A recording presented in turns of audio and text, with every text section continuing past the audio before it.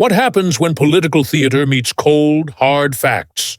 When a witness walks into a congressional hearing expecting a standing ovation and instead gets exposed on live TV? In today's spotlight moment, Congresswoman Jasmine Crockett didn't just question Tony Bobulinski, she dismantled him. In less than 5 minutes, she peeled back the facade of Trumpian loyalty, exposing what she called a performance, not a pursuit of truth. And the kicker? She did it with composure, data, and a deadly calm that left the room stunned. For months, Republicans have hailed Tony Bobulinski as the star witness, the man who would finally unmask the Biden family, the alleged smoking gun with first-hand knowledge of the so-called Hunter Biden corruption empire. But on that fateful day in Congress, Jasmine Crockett did what no soundbite, no Fox News chyron, and no pre-rehearsed testimony could prevent.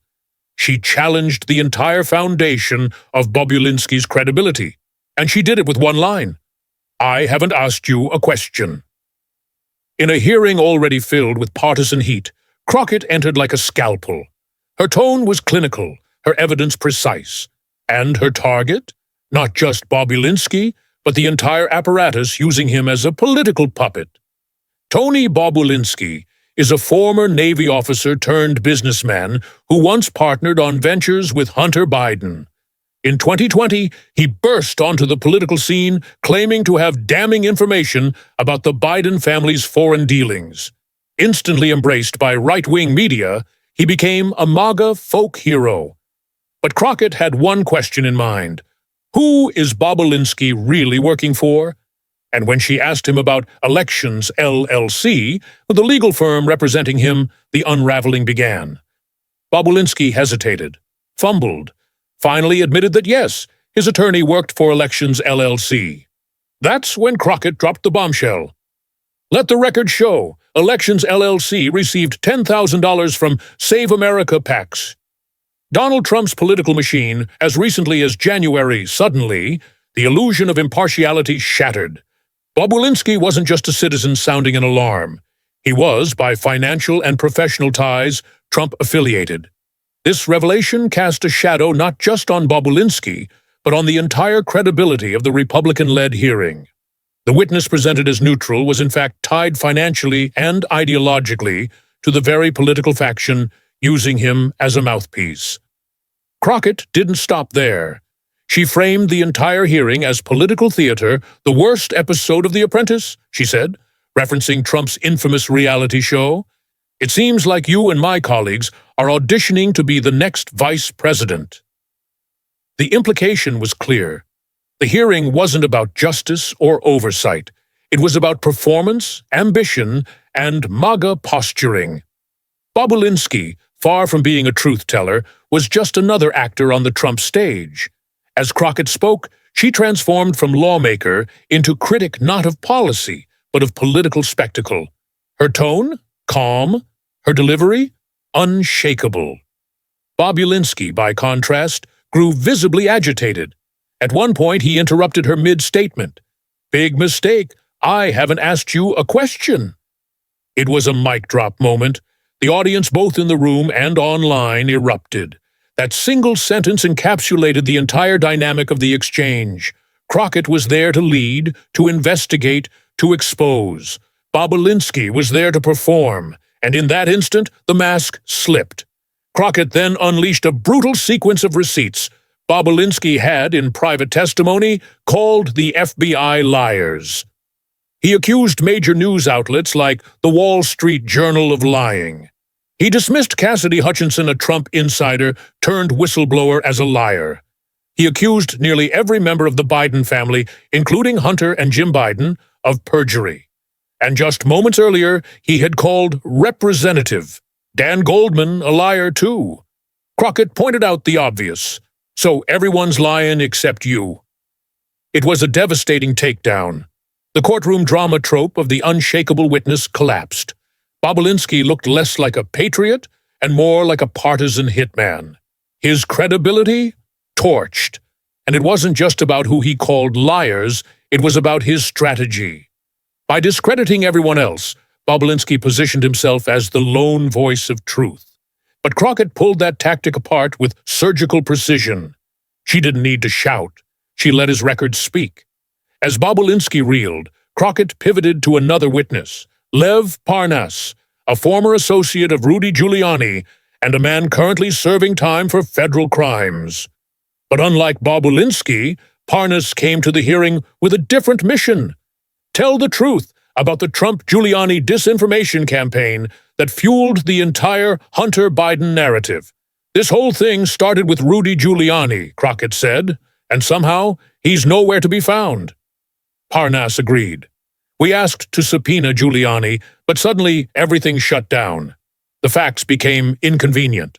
Crockett's subtext was scathing. Giuliani created the narrative. Bobulinski is performing it. And in between, a political party clinging to spectacle over substance. Parnas didn't just confirm Crockett's suspicion, he added layers. He talked about the manipulation, the backdoor meetings, the intentional spread of false information, the use of unreliable sources, and how all of it was part of a broader plan to smear Joe Biden and distract the public. This wasn't politics, it was propaganda. And Bobulinski, whether knowingly or not, had become its willing avatar. Throughout the hearing, Republicans lamented Hunter Biden's absence. But Crockett shut that down, too. Hunter testified behind closed doors for over 6 hours, every question answered, every document produced. So why this show? Why drag the country through another round of faux outrage? Because they don't want the facts, she said. They want the performance. And nothing makes that clearer than the refusal to subpoena Rudy Giuliani, the architect of the Ukraine scandal, the man with access to the supposed truth. Why avoid him? Because he knows too much about what really happened and about who orchestrated it. If this were a genuine investigation, Giuliani would have been in that seat. But he wasn't. Bobulinski was. And that speaks volumes. You work for the show, not the truth. That's the quote that went viral, clipped, captioned, and posted across Twitter, Instagram, TikTok. Millions watched Crockett's calm indictment of an entire political machine, and they didn't just see a congresswoman defending democracy.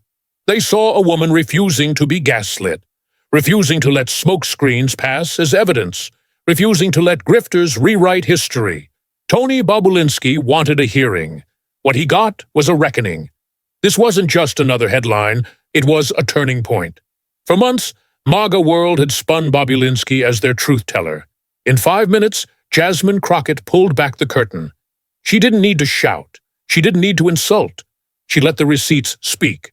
The financial ties to Trump, the contradictions in Bobulinski's own words, the refusal to call key witnesses like Giuliani, the avalanche of everyone's lying but me logic. It wasn't a debate. It was a dissection, and Bobulinski had no scalpel of his own. Crockett's message wasn't just for the room, it was for the country.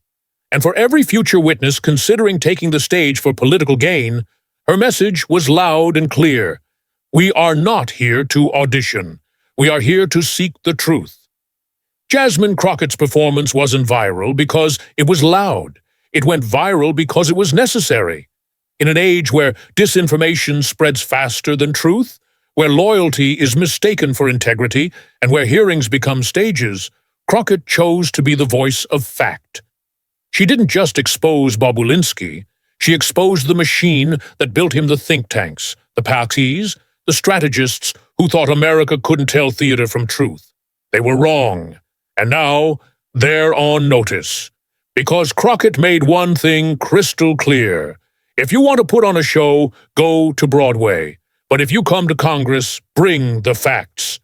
If you value truth over theater, facts over fear-mongering, and leaders who fight for the people, not political producers, don't forget to like, comment, and share. This moment mattered. Let's make sure the country remembers it. Subscribe for more unfiltered breakdowns of the stories shaping our democracy and the voices bold enough to protect it.